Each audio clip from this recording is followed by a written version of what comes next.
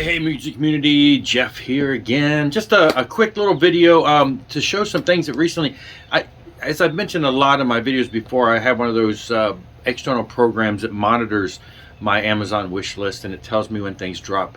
And so it's good because it will notify you when, you know, an odd price change. Now, sometimes it's stupid because it notifies you of all price changes, and sometimes it's like, hey, you know, there's an album on my wish list that right now is saying, hey, it's only $15. It's normally like a $35 album, but it's in Japan, and so it's like $20 shipping, so it's like went back up to 35 anyway.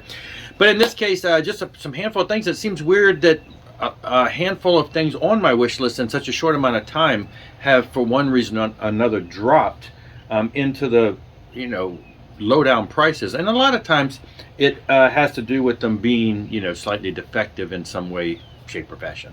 And that's what some of these are. So I was able to pick up, finally got to pick up a copy of Deep Purple's Burn. This is the purple reissue that came out a couple years ago, and it says like new, and I got it, and it was opened, still in shrink wrap, but the shrink wrap was open. So that kind of concerns me a little, because does that mean that somebody got it, opened it, found it defective, and sent it back? Or did somebody open it and for some reason send it back that was not a problem? Anyway, I examined it. Looks like it was brand new. I played it. It sounded brand new. So I don't know, for some reason somebody returned it in like new condition, and I got it for a few dollars over 10. I mean, it was like $12, I think. So brand new copy as far as I'm concerned. And it is, like I said, it's those modern reissues that came out in the past couple years on purple. And same thing, another Deep Purple album, live, last concert in Japan.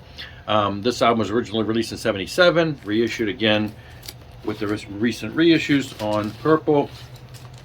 And this one, it said something similar, and I looked at it and I'm not seeing anything wrong with it. It was still sealed. So I don't know, sometimes they get them and there's maybe just a little ding somewhere that they say, well, you know, they pull them aside and sell them as like new.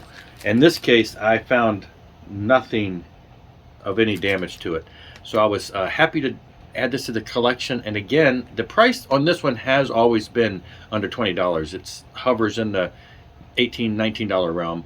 And this time it dropped down to, like, I think they were sold it for like $12 again. One of them was 12, one of them was maybe just somewhere a little bit more, but there you go. And then these next two, well, let's do this one first. This one was also a damaged one, still in the shrink wrap. This is Pinnock, Gales, and Prigden. Are you familiar with this? Anyway, this is Doug Pinnock from King's X, Eric Gales, guitar virtuoso.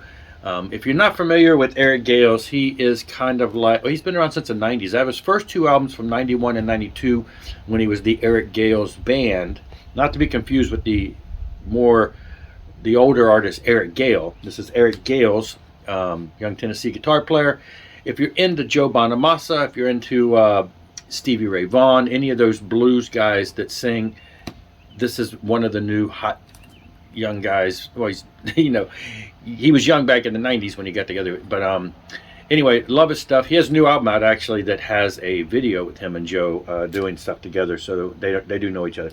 Doug Pinnock, King's X, and him, and I'm not 100% sure. I haven't stopped to look up where he's from, but anyway, the three of them got together, power trio type thing. He sings and plays bass, and him on guitar and him on drums, and it's just some great grooving stuff if you're familiar with any of the bands that they're in. And this is the second album, PGP 2. There is the first one. This came out in 2014 and was just reissued on vinyl, I think, in 2022. So this one, it's a double record set. It's on red.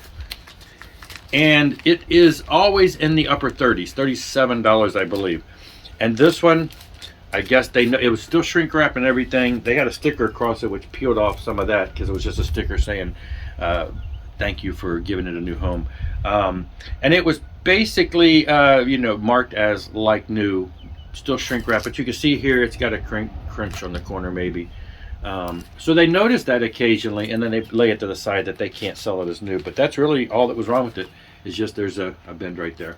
So I'll take it home with the bend right there. So the again, it hovers, it's maintained the like $37 range, and they dropped this one. It was one of those sales, they dropped down, and it dropped down into, I think it was like $21.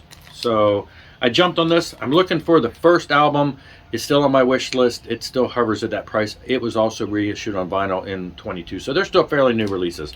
But yeah, this was exciting because it was a sale that really, you know, saved some money there. And the same with this one. This one dropped 40%. This one's another $38 album. Liquid Trio Experiment, double record set. Obviously the same, it looks like the same press too. This one came out in multiple colors, and mine actually is the blue one. Now, again, may not be familiar with this, but you can see here, Tony Levin, Mike Portnoy, Jordan Rudess.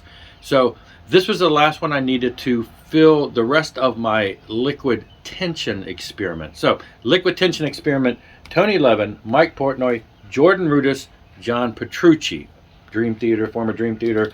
These guys were not in, he was not in Dream Theater at the time. Him and Mike and John were.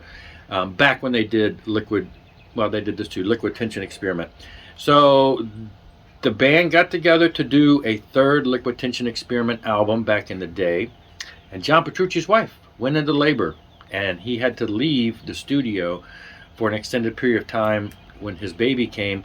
And so the band, who had already booked the studio, they just jammed, the three of them. So you got drummer, bass, and keyboard, and they just made music, and they recorded it, and it came out as a Liquid Trio experiment.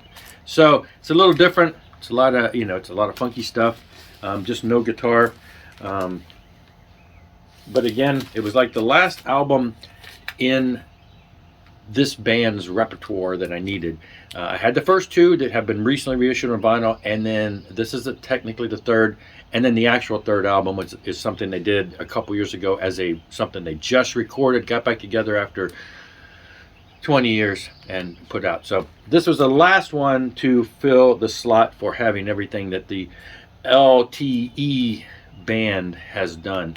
And so yeah, again, it was nothing wrong with this one. This was a totally brand new one, but it was like Amazon's like, hey, let's drop the price, and they dropped it by like 40-something%. So it was dropped down to like $22, and it's regularly almost $40. So I was glad to get that, because that was, again, the last one I did for that. So that was it. Just a handful of things, slightly defective, you know, misfit toys. Bring them to my collection and I would take them. There's actually a couple more that I've purchased recently. I think one more that's coming. But that's it for this one. I will see you later when that arrives. Rock on and rock hard.